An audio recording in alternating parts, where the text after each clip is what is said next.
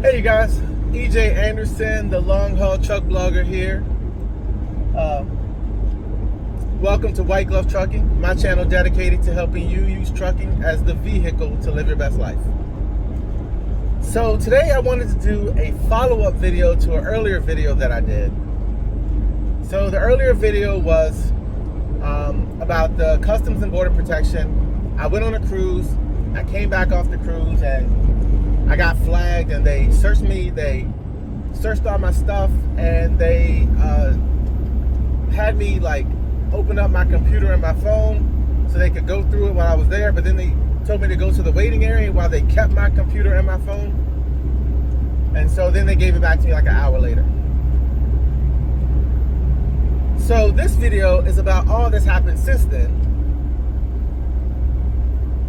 and how I've learned that they put a monitoring software on my phone and have been monitoring me all this time.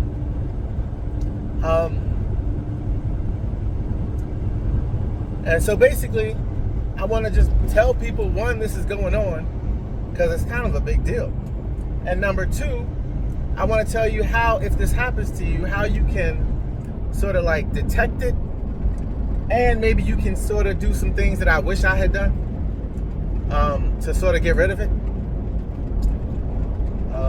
But yeah, so that's what the video is about. I know it's a little bit off my trucking topic. It's really mainly for people that have had this happen to them, so I can like just tell you how I handled it and what I had to go through.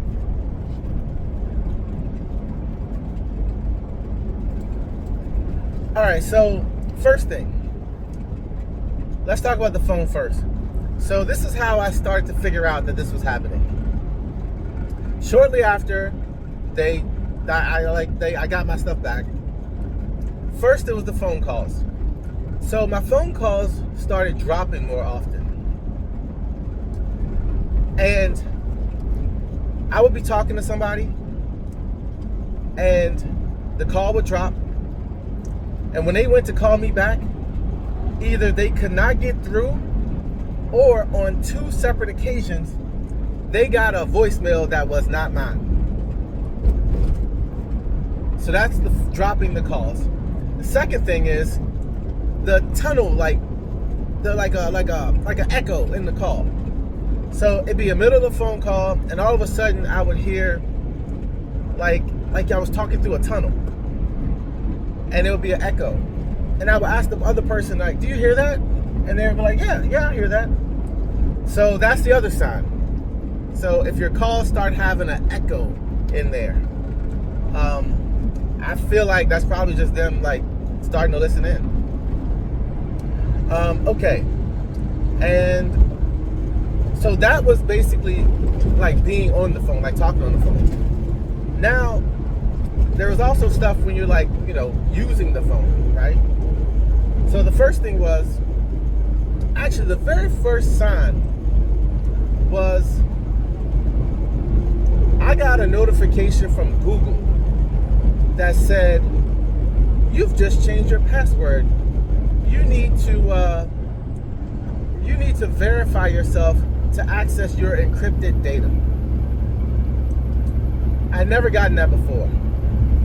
So after that, not every morning, but frequently, I would wake up and I would have this notification from Google saying, "You need to verify your identity to access your encrypted data."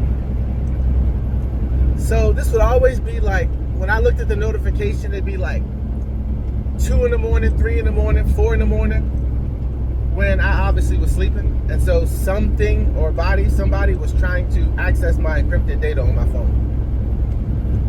Okay, so that was a big one that tipped me. I was like, I had never seen that before. Okay, then, going into apps. So when I would go into an app, I would click it.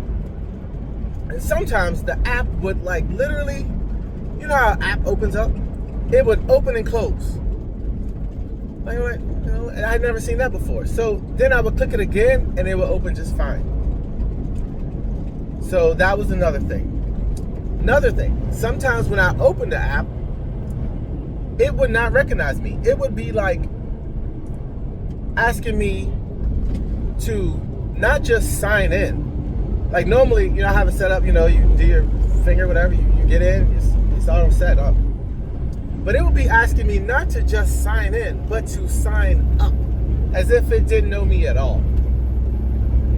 I would close it, open it again, and it'll be fine. So just in general, these little things, I mean, they might not be, one of them might not be noticeable, but all of them together, you really can start to see a picture. So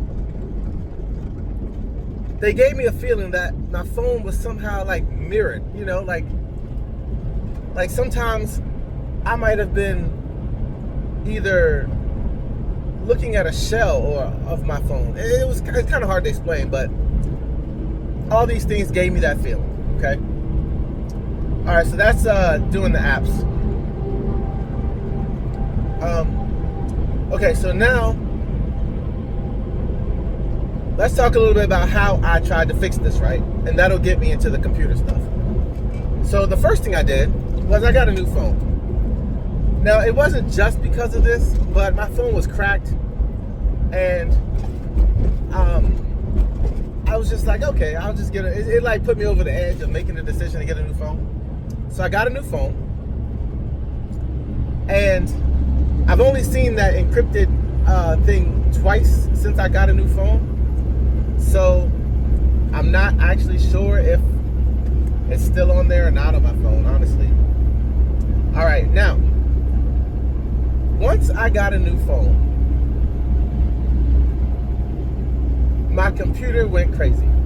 Now, before this, my computer stuff was kind of like, it was a little bit annoying, but I was just like dealing with it. So my fan was running all the time. My CPU, when I went to look at how hard it was working overtime, and the fan was running. And then my antivirus was running a lot. So all these things, I could see it. I'm like, you know, it's all this is new. You know, none of this was happening before. All right.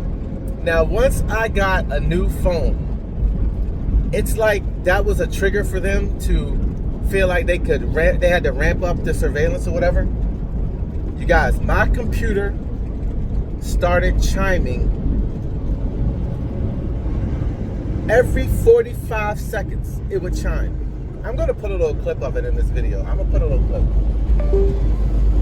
So it wouldn't do it all the time, but I would say 75-80% of the time, my computer is now chiming every 45 seconds.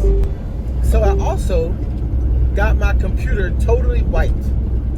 I wiped my computer, and I think it worked for a short period of time. So the day I wiped my computer, you guys, I sat at Starbucks and I worked all day. No beeping. No beeping. I was like, okay, it worked. But as soon as I got home and connected to my home network, my home router, my home network, the beeping started up again. So this is my advice to you. If this happens to you, number one, do not connect to your home network if you think it's on your computer. But number two, if you do wipe your phone or your computer, don't reconnect to your home network, because it's just going to get back on there. So that's another tip. So I just flew back recently from Europe, and I was like, I'm going to talk to these CBP guys here in Dulles Airport and get them to take this off my phone. So I get up to the check-in, to the CBP officer in Dulles, and I say, hey man, y'all got to take this monitor stuff off my phone. It's so, and my computer is so annoying. It's beeping every 45 seconds. He was like, what are you talking about? I was like, here, let me show you the video. So I showed him the video of it beeping. You guys, there was a long line of people. He immediately shut his little window down and escorted me back to his supervisor. Well, I had to wait, but he took me back there. So on the way back there, he was saying how, hey man, we up here are close to the Capitol. We can't make any mistakes because we're so close to the White House. We don't do that stuff up here. He was making it sound like those people down in Miami where I had this happen, he was like, they're rogue. He was like trying to differentiate himself from them, right? So he took me back to the supervisor. So I'm waiting in this little waiting area, right? And so when the supervisor comes up to him, they're like kind of away from me a little bit.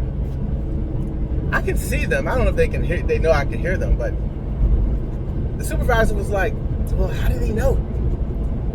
And the guy was like, well, it's beeping. He showed me the video, you know? Like, so I'm back in the little waiting area, so I don't know if they even knew I could hear it, but anyway, so I go and talk to him, and he actually, man, these guys in Dallas are cool.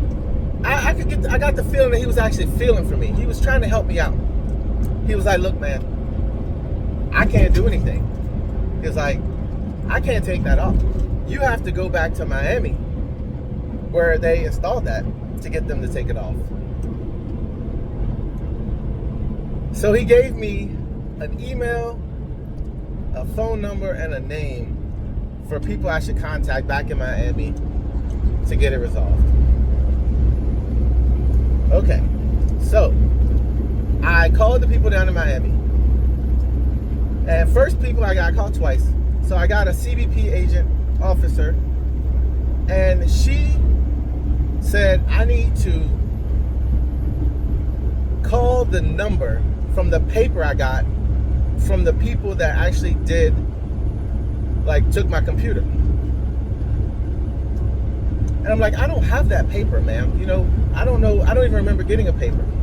Both times I called, they just referenced me to that paper and that number.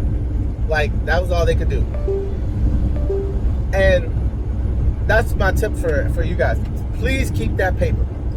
If you get a paper and a number, I don't even remember getting this, but if you get a paper with a number and a name when this happens to you, please don't lose it, because that is what they're going to tell you have to use to get in contact to resolve any of this. Okay, so I finally got her. I was getting her to talk a little bit. The first CBP agent I talked to, she was like, well, who was it? You know, were they plain clothes? I was like, yeah, the people that took my computer were plain clothes. And she was like, well, that's not CBP, that's a different part of DHS. And she made it seem like, you know, that was like a more secret part, or at least a part that wasn't, you know, a part of what she was doing, right? But she did help me. She looked me up in the system. She saw me. She said, oh, like, it's so funny. She looked me up in the system. She was like, first, the whole time she was like, no, I can't do anything. I can't do anything. I was like, well, look, this is what the guys in Dallas told me to do. So she looked me up in the system, and she was like, oh, okay, just hold. I'm going to go talk to them, and I'll call you right back. So she calls me back, and she says, I got in touch with the guy you spoke with, and he's going to give you a call back. So I was like, okay, all right. So I waited a day or two, no call. So then I decided to send an email. So I sent an email to the main number, the main email. Sorry, I'm just going past the way station.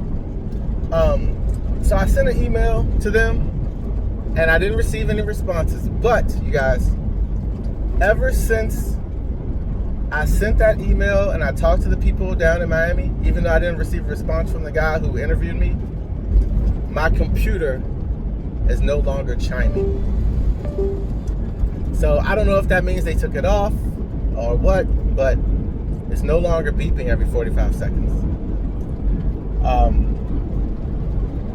So anyway, I feel like this is a long video, but that's the story. That's how it happened. And you know, I just feel like this is important because I don't know if a lot of people know this is going on. Number two, you know what?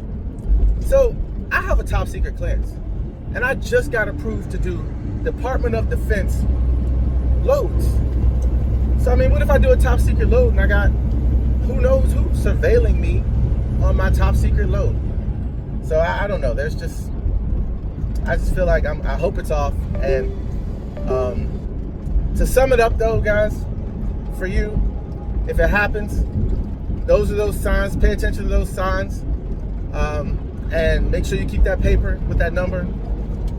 And yeah, that's all I got. I hope this is helpful to somebody. And thanks for watching, and I will see you on the next one.